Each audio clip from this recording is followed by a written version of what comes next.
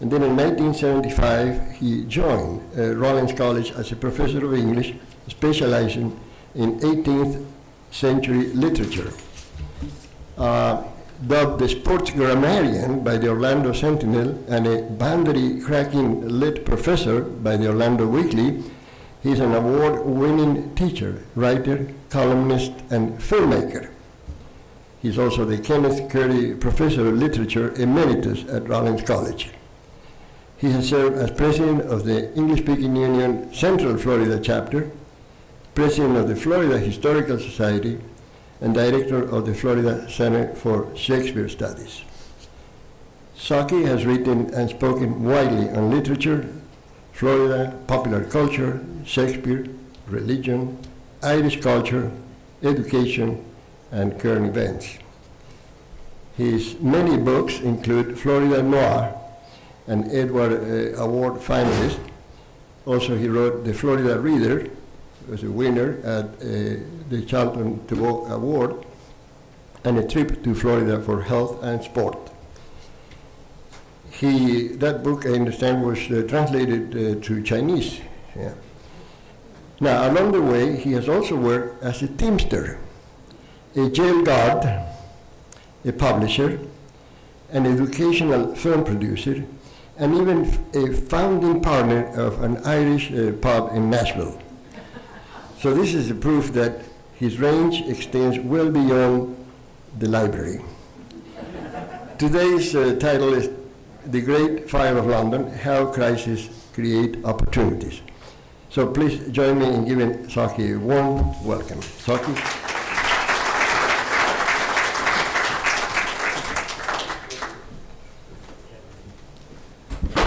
Thank you, Ovid. I have always been enormously impressed with Ovid.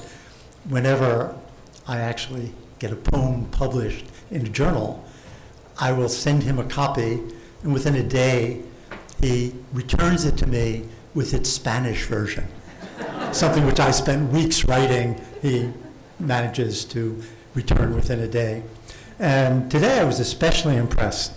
This morning, when I woke up, I did what I believe most of us do.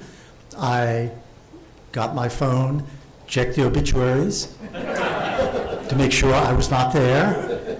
And when I realized I was not there, I checked the weather. And in the weather, after it gave the temperature, it said, fire weather watch. So I'm sure I would manage to do that as an advertisement for it today to bring it in. I want to make sure I can use this, okay? When I was a student in England and later when I did research in England, I always wondered why historians and literary historians were so fascinated with the Great Fire of London. It had enormous destruction, but it wasn't very deadly. It was nothing in comparison with the plagues, the Great Plagues, or even COVID, or the Blitz. But that fire, that incident, is deep in the English psychic history. And I've always wanted a chance to think about that and to look at it, and I was very grateful that the history group has given me that chance. And I realize it's partly because fire is one of those elemental forces, one of those fundamental forces that we are both, like moths, attracted to, but extraordinarily fearful of. Even in the happiest place on earth,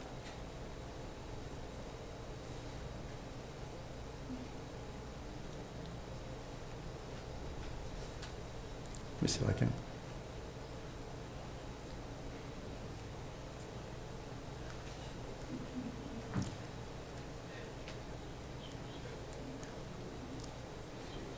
Do you know how this works?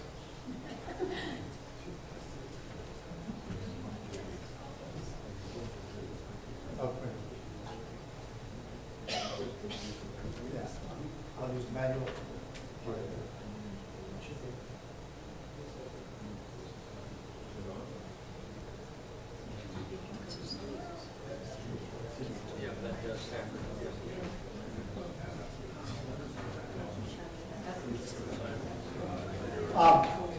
Technology is obviously not my strong suit. Remember?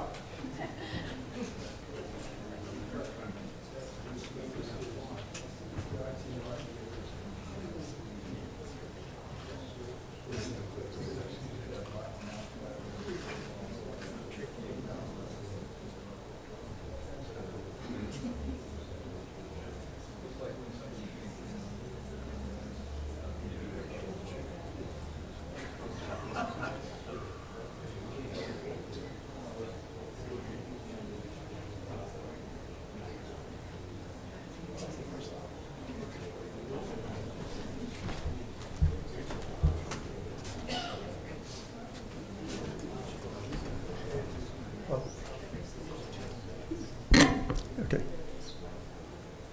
So my comments are tied to slides. So this is, now you see why I went into English instead of engineering, right?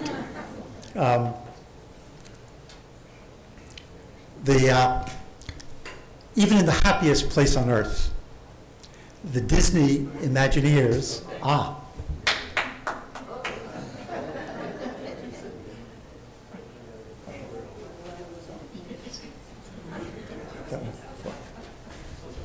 okay. Thank you.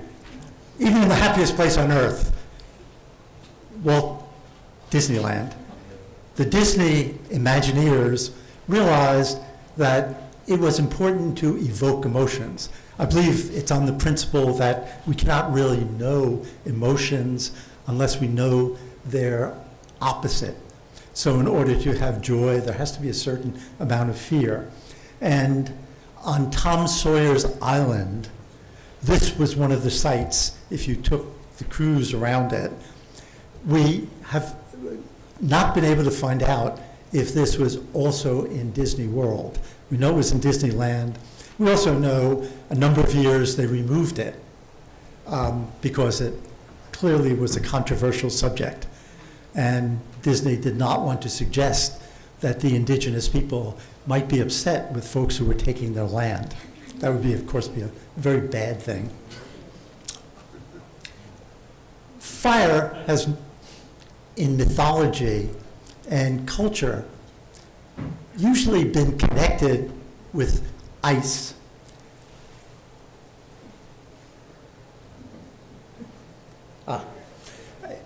This is a film by Ralph Bakshi. Some of you may remember Ralph Bakshi, especially if you had alternative childhoods. He was one of the underground cartoonists of the 1960s and 70s, and then he began making films. This is his film on Fire and Ice. His most famous film was Fritz the Cat, which some of you remember. Fritz the Cat was the first full-length, animated, X-rated film that was widely distributed. Brilliant piece of art. And both of them have similar characteristics in terms of human experience. They're Robert Frost, who's not an X-rated poet, also talks about them. Some say the world will end in fire. Some say in ice. From what I've tasted of desire, I hold with those who favor fire. But if it had to perish twice, I think I know enough of hate to say that for destruction, ice is also great and would suffice.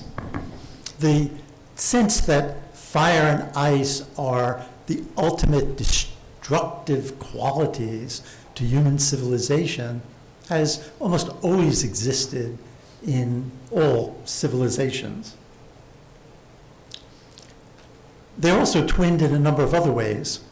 In Dante's ninth circle of hell, right at the center of hell, Satan is encased in ice. And you can see up on the right, Dante staring down at Satan as he's having his tour of the inferno. Ice also has some benefits for almost everyone but folks like Gary with their British backgrounds.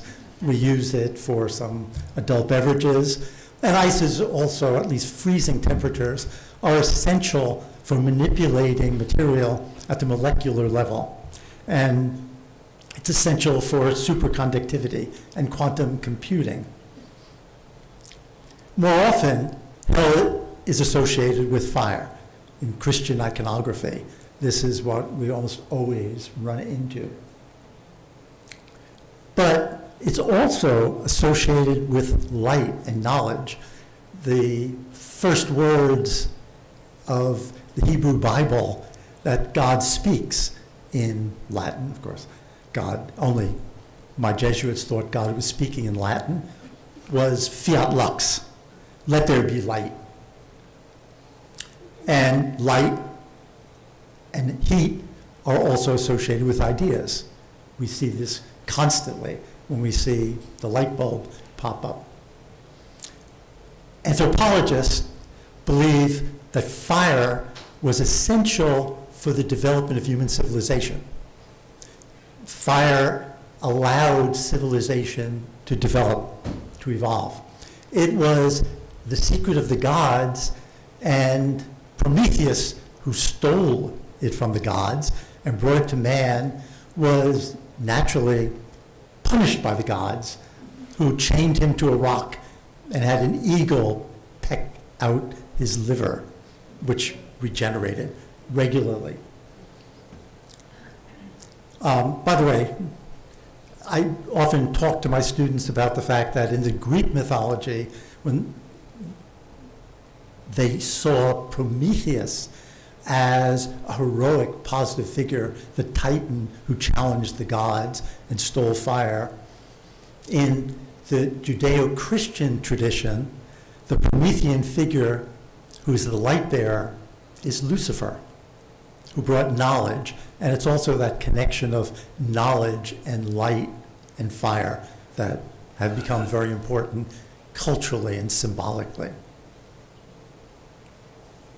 Okay, before the Great Fire, England was undergoing an important transitional period when Thad Seymour was president of Rollins.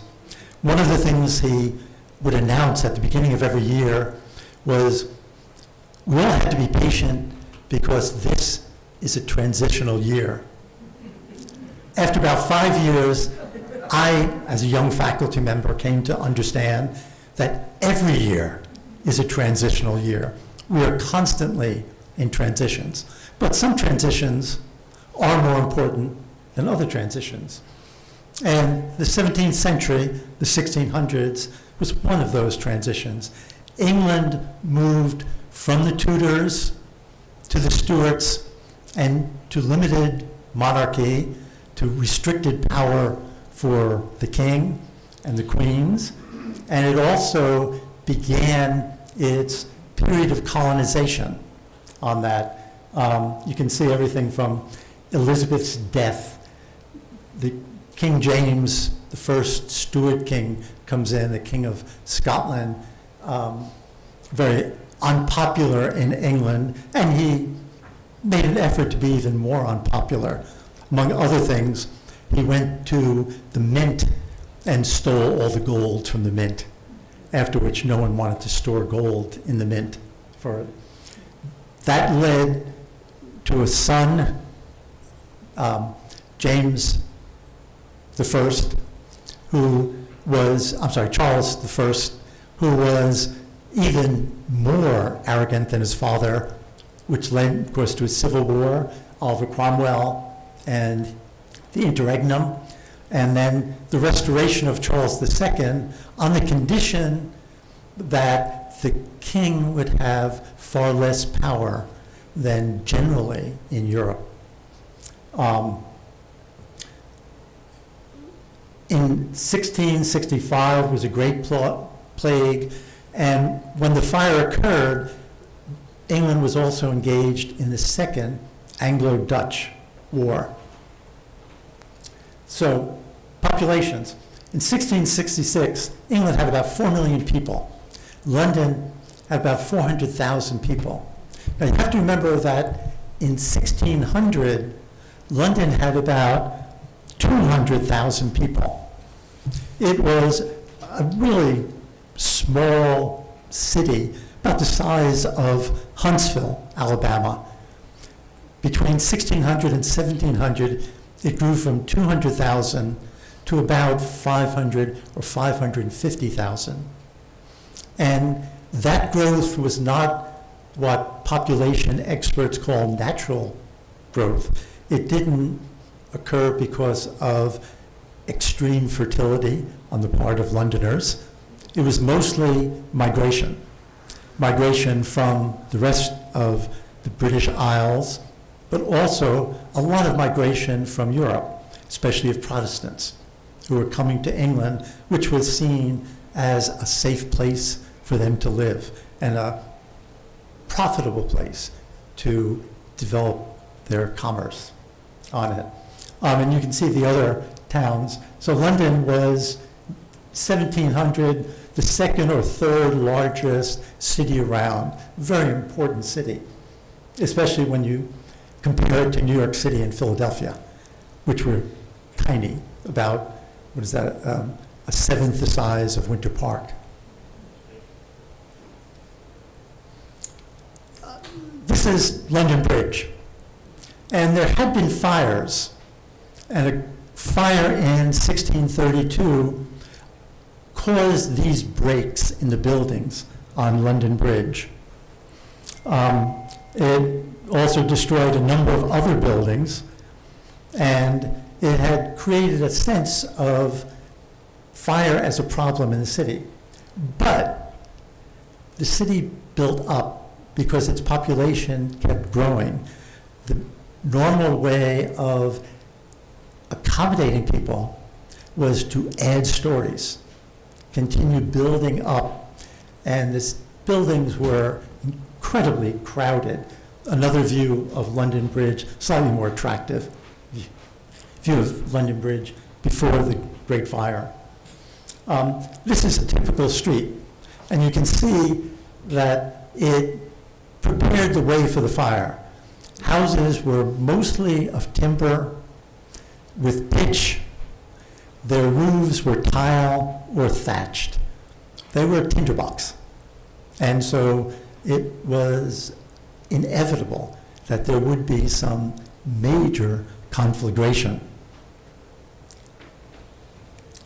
The best record of all of this is from Samuel Pepys. Some of you have probably read Pepys' diary, which he wrote between 1660 and 1669. He was the chief secretary of the Admiralty, and the British Navy, of course, was remarkably important. I've just seen 2 new books on Pepys, both of which attack him for his personal behavior. And his personal behavior was pretty sleazy. He tended to take advantage of women. One of the things he loved to do was to go to church on Sundays, listen to the sermons. If he did not like the sermons, he would look around for an attractive woman, and he would walk up behind that attractive woman and start exploring her.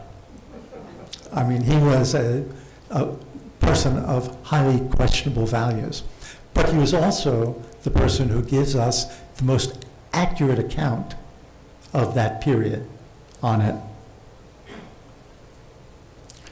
The fire started on Sunday, September 2nd, in Thomas Farriner's bakery on Pudding Lane. The bakery was a famous bakery. The Farriners provided bread for the Navy for the Second Anglo-Dutch War, and it was a very large building. Given the fact that so many people lived in really crowded environments, it would be normal to bring your dishes to the bakery and have the bakery cook them. You would buy bread from it, but you would also bring bread to it. The cause of the fire was under a lot of debate. Most historians now agree that one of the ovens in the bakery must have been on fire, and there must have been fuel near it, and that started it. But as you'll hear, there were other interpretations of what happened. It was also a really dry summer, and drought depleted the water supplies. So there wasn't much water around. It was hot, and there was a very large wind. So, in the diary, Pepys says that after the fire started, I to Whitehall, and there up to the king's closet in the chapel, where people came about me and give them an account, dismayed them all, and word was carried to the king. So I was called for and did tell the king and Duke of York what I saw, that unless his majesty did command houses to be pulled down, nothing could stop the fire. They seemed much troubled, and the king commanded me to go to my Lord Mayor. And that was a mistake. Thomas Bloodworth was the Lord Mayor, and he was a creature of the commercial interests which owned much of the property. Most people in those homes, those buildings we saw, were renters. And Bloodworth's support came from the owners. The owners did not want their houses pulled down.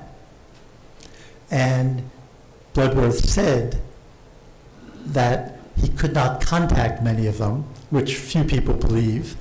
It was mostly that he was supporting them. And he also had a different view of the fire. When he was first brought out to see it, he looked at it and turned to the people he was with and said, "Pish! A woman could piss that out." That was clearly a bad judgment on his part.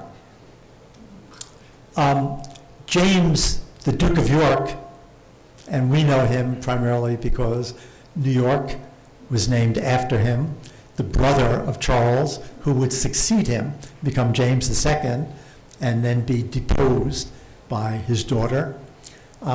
James was Charles's primary supporter and primary advisor on all this. Charles II was a remarkable man. I am absolutely convinced that he was the brightest of all English monarchs, although that's a pretty low bar. He started the Royal Society, was fascinated by science, by technology, was fascinated by geography. He had a room that was just full of clocks, and he would go in and study the clocks and examine why some of them kept good time and some did not. There were few things that did not interest him. And among those things which interested him were women. He tried very hard to have an heir. He never had a legal heir, which is why his brother succeeded him, but he never stopped trying. And that is why he had between 13 and 17 illegitimate kids. The males all got dukedoms. And this was the James Scott, the first Duke of Monmouth. And there's if you know your British history, Monmouth was later to have a rebellion to try and have himself appointed king. But you can tell that he was illegitimate by what? The bar sinister, that bar. So if you are an illegitimate heir, you put that bar. Later, Monmouth removed that because he didn't want people to think he was sinister. He was bar sinister, even though he was. But that bar across the front was the giveaway in heraldic circles. Charles liked to party, And the person he partied with the most was the Earl of Rochester. One morning after they had been out on the equivalent of the Orange Blossom Trail, they came back, Charles went to bed, Rochester wrote a quatrain and stuck it on the king's door with a dagger. Here lies our good and gracious king, whose word no one relies on, who never said a foolish thing, nor ever did a wise one. Charles's courtiers, who were trying to get rid of Rochester, thinking he was a bad influence, used this as an excuse to try and get rid of him. But Charles said, "This delights me." He said, I am a good and gracious man, am I not? Who would ever rely on the word of a king? Or I guess we might say other leader. My words are my own, who never said a foolish thing, but my deeds are those of my ministers. And after that, he loved Rochester even more on that. Rochester's poetry, by the way, is remarkable, and he became famous because he was considered England's worst rake, but he had a deathbed conversion, and I think it was Bishop Barnett who converted him, spent the rest of his career giving sermons about the conversion, how if Rochester could find salvation, anyone could find salvation. This, again, is Pepys. Met with the King and Duke of York in their barge, with them to Queentythe. There called Sir Richard Brown to them. Their order was only to pull down houses apace, and so below bridge, the waterside, but little was or could be done, the fire coming upon them so fast. So Charles took control. The Lord Mayor was useless. Charles realized that, but it was too late. It had been a very dry summer. The water supplies were depleted. There was no organized fire brigade. People would fill buckets in the Thames and then try and run them up. You can imagine how efficient that was. And Tuesday, remember the fire started Sunday and it lasted till Thursday, although it was pretty much over by Wednesday. On Tuesday, Pepys wrote, the fire was coming on both sides with infinite fury. So William Batten, not knowing how to remove his wine, first things first, right? Did dig a pit in the garden and laid it in there. And I took the opportunity of laying all the papers of my office that I could not otherwise dispose of. And the evening, Sir William Penn, and you know the Penn family, of course, and I, my Parmesan cheese, as well as my wine, and some other things. I do have to tell you, in literary history, there have been long and intensely bitter debates over what happened to the Parmesan cheese. And it probably shows you how little most English professors have to do, that we can focus on subjects like that for it. So this is the fire superimposed on modern English buildings. You can see the Gherkin, the Barbican complex, St. Paul's Cathedral. It was mostly within the walls, and it didn't spread onto London Bridge, which was the great fear, because of those breaks we saw at the beginning, because of the fires 30 years earlier that had made the fire breaks for it. This was a bucket that was used to carry the water. I've seen reports that claim that the fire reached 1,800 degrees, and I have no idea how they could have estimated that. I have no idea how you can get to that with just a regular fire on it. One of the buildings that was affected, which surprised everyone, was St. Paul's Cathedral. This was St. Paul's Cathedral. It was made of stone, which people thought would make it a safe place. But it was enormously run down. There were rumors that Oliver Cromwell stabled his horses in the cathedral. Cromwell was not a member of the C of E, of course.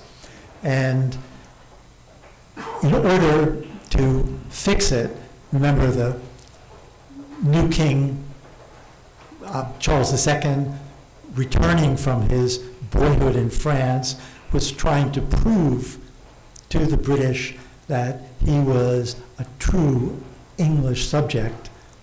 Charles had arranged to have St. Paul's completely remodeled and refurbished.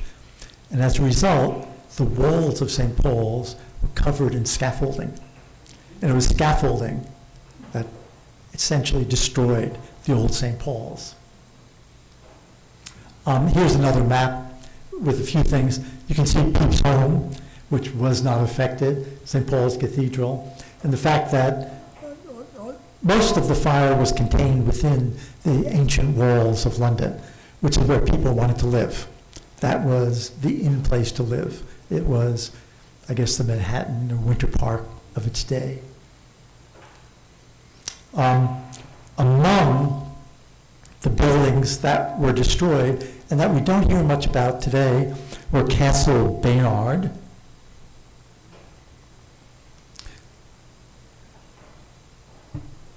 Bridewell Palace, and the Royal Exchange. They were the major buildings. That's the Royal Exchange. So the destruction, 13,200 homes, 87 of 109 parish churches. And to many Englishmen, that might have been an advantage because of what would follow.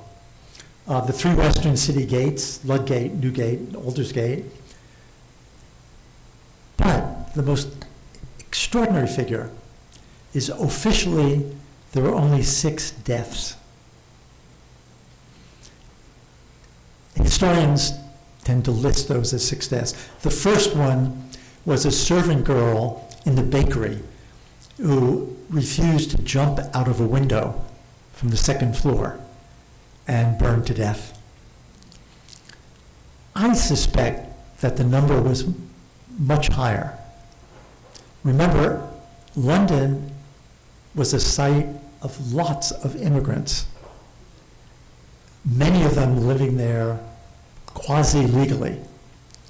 And I also think that the government, especially the Lord Mayor, who would be responsible for the figures, wanted to downplay the figures of deaths because of his inaction in the whole thing. So I'm assuming that there were far more deaths than 6.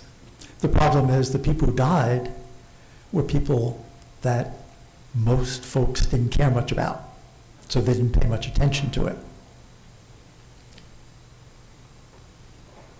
So in the aftermath, there had to be someone to blame. The obvious suspects weren't really available. The two most obvious groups were, of course, the Irish and the Jews. I mean, they get blamed for everything, right? Especially in England. But Cromwell had devastated Ireland so fully that most of the leadership were either dead or in exile. They were not around. And you may remember that Edward I, he was Longshanks and Braveheart, had issued the Edict of Expulsion in the 1290s, banning Jews from England. Cromwell began inviting small select groups of Jews back into England, but it was such a small community that they weren't seen as a threat on any level. Even though England was at war with the Dutch, they were also very close to the Dutch, and they didn't want to blame the Dutch. So the most obvious culprits after that are the French. And Robert Hubert was arrested. He was a watchmaker, a really dumb watchmaker, and they arrested him and accused him of starting the fire. This is a picture of him receiving a firebomb from a Jesuit priest. Hubert confessed. Of course, he confessed that he started the fire in Westminster. After the interrogators realized that Westminster was not affected by the fire, they made him rewrite his confession. Later, after he was executed, they found that he had only come to England on Tuesday, 2 days after the fire started. This was not a very bright man. The jury that convicted him, however, had 3 members of the Farriners family. The Farriners were the owners of the bakery where the fire started. And you can imagine why the conviction came so quickly. He was executed for that. There's a lot of imagery and cartoons and depictions of Hubert and the people responsible for the fire. My favorite is the next one. And you can see up on the right, the Pope fanning the flames of the fire on that for it. And in 1681, the Right Honorable, the Lord Mayor, is from the Court of Aldermen, is desired by this court to direct the setting up the inscriptions lately agreed to in Common Council, touching the firing of this city by the Papists in AO 16, it should be AD 1666, upon the pillar on Fish Street Hill, in the house where the fire began, in such manner as his lordship shall think convenient. And the monument did have an inscription blaming Catholics. In the 19th century, with Catholic emancipation, the inscription was removed, and Catholics were not exonerated, but at least the inscription was removed from that. The tower, and I'm sure some of you have been to the tower, is 202 feet high. And it's 202 feet high because it's 202 feet west of the origin of the fire on Pudding Lane. And it's on the site of St. Margaret, the first church destroyed by the fire. This is the top of it that you can climb up to. The new St. Paul's Cathedral. And here's where we get into the other side of the story, the benefits of the catastrophe. As a result of it, we had an enormous number of opportunities to build churches. And these are the churches, unfortunately, the black crosses are churches which were destroyed in the Blitz. So the Blitz was not quite so bad as the fire of London, but it was enormously destructive to churches. It offered, among the results, there was the Rebuilding of London Act, 1666, building codes, wider streets. The building codes required that houses be made of stone or brick, no more wood. The fewer opportunities for rodents, so there were no major plagues after 1666. And insurance companies began fire brigades. But there was a problem with the fire brigades. You contracted with your insurance company, and they gave you a plaque to put on your house. And if you had a fire, the fire brigade would come. But as you can see, these two houses next to each other had different plaques. And the fire brigades began fighting with each other. After all, each brigade wanted to prove that it was more effective than the other brigades. And so there often was chaos at a fire. A number of brigades would show up and they would attempt to interfere with the correct brigade when it was trying to put out the fire. That would eventually lead to the to the London Fire Department fires. The only building that violates the building code is the Globe Theater, with its wood, plaster, and thatched roof on that. And if you've ever been there, you may have noticed how many opportunities there are to put out fires, how many jets of water, how many water fire extinguishers. The building is full of them, especially if you get into the backstage area. So, crises create opportunities. First of all, before the fire, the only architect that almost anyone can name is Inigo Jones. After the fire, we have Christopher Wren, John Soane, Nicholas Hawksmoor, John Van Brugh, and lots of others. This was an enormous opportunity for it. Now, there were plans that a number of people proposed to turn London into Paris, to create boulevards, to open it up, to make it a very different kind of environment. But the landowners, who were the power in London, wanted no part of it.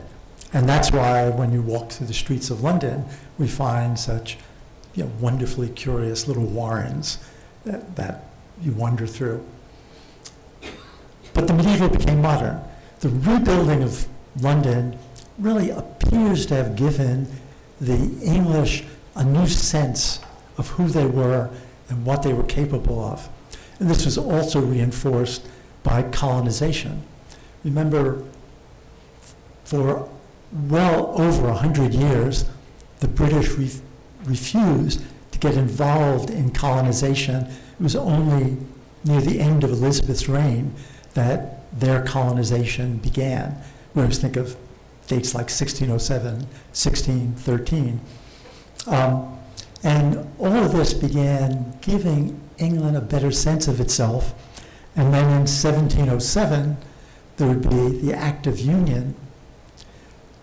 Even though the term Great Britain was first used in 1474, it didn't really become popular until the late 17th century, when people began not speaking of England, but speaking of Great Britain, and thinking of projecting their power and their authority.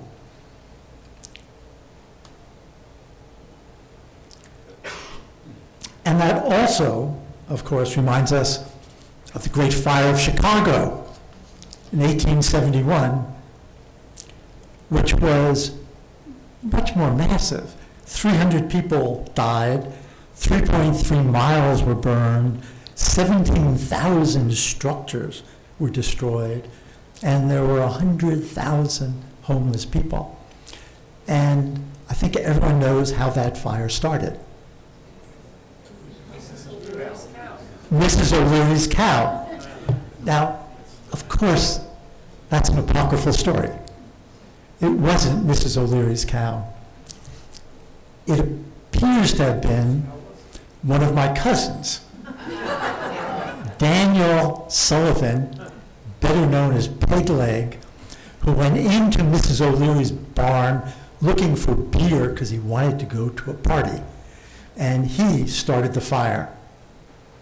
So in 1997, the city of Chicago exonerated Mrs. O'Leary's cow, which I thought was probably a wonderful thing to do. It may have been the best thing the city of Chicago did that year, right, on it. And then, of course, the Great Fire of San Francisco in 1906. which started with an earthquake, and the earthquake then spawned a bunch of fires. There were actually about 30 fires over the next couple of days. And one of the reasons for the fires is that fire departments had learned the history of fires, the lessons of the fires. And so they realized that one way of blocking them, especially when there were adverse weather conditions, was to knock buildings down. Unfortunately, the fire chief of San Francisco, who apparently was another cousin, Dennis Sullivan, was profoundly harmed in the original earthquake, and his fire department then began using dynamite to blow up buildings, but the dynamite caused more fires on it. Over the 3-day fire, it destroyed 25,000 buildings, and there were 3,000 deaths on it. And of course, most of you should remember the not-so-great fires of Orlando. In 1883, there was a fire which destroyed a dressmaking shop. People in Orlando began talking about fire departments, fire brigades. In 1884, there was a larger fire that destroyed much of the downtown business area, including the original paper, but not the printing press. So you may have noticed that the Orlando Sentinel is celebrating its 150th anniversary, and it traces itself back to that paper.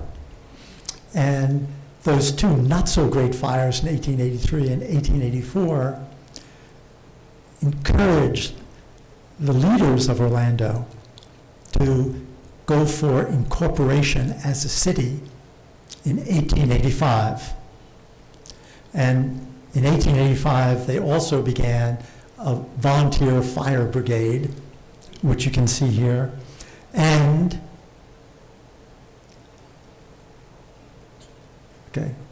they incorporated, and then they had a 4th of July celebration of the new city. And I think you should all be able to recognize this street in downtown Orlando. Church Street. A little before Church Street started redeveloping on there and their celebration. And I wanted to end this, as I should, with another image from that complex idea of fire for Rollins College, with the fiat lux and the idea of the sun and the source of fire. One of the things I've often raised to administrators, and you will understand which ones I thought highly of and which ones I didn't, was whether this sun is rising or setting on the college for it. So thank you very much.